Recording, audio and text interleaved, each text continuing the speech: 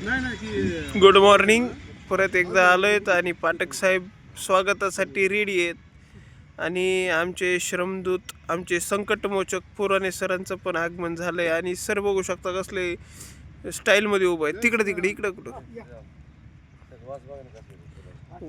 वास येत नाही. वास घेऊन फुलं देता काय? सर ते फुलं देऊ राहिले तुम्हाला, तुम्ही पुढं आपल्याला नाही पटलं. फोटो काढू का? जाऊन द्या, हाय त्यांची इच्छा. एक नंबर. ते अयोध्येला नाही का युद्ध करायला नव्हते गेले, पाया पडायला गेले, आंघोळ करायला गेले, पाप बाहेर गेले.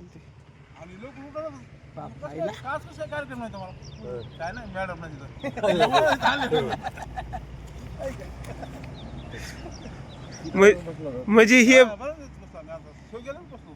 मग ते तसला सीन होता. त्यांच्याकडे मॅडम नाही ती मला माहित होतं. त्यांची तिसरी वेळ होती महाराष्ट्रामध्ये. तरी मी आलो 5-5:30 वाजलेले. आणि मग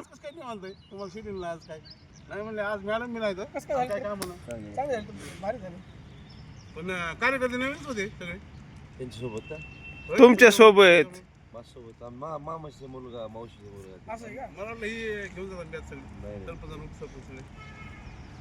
सचिन खूप टाकले होते. कोण सचिन? सचिन खेडकर. ते अयोध्येला गेलं, ओंकारेश्वरला गेलं. असं आहे का? आपलं मामा कळायचं आहे, साबळे मामा. काल प्रयागराजला होते, मला असं अयोध्येत होते राव काल.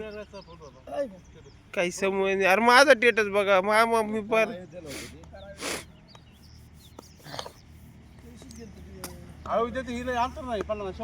अहो काही समज, काही सांगतोय बरं का, काही बी सांगतो. भरपूर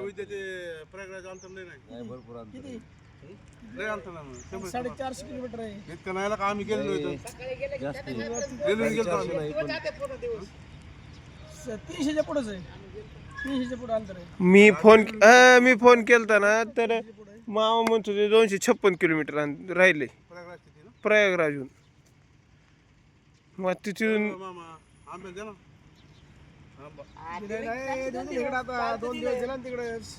4-5 दिवस काय करत नाही.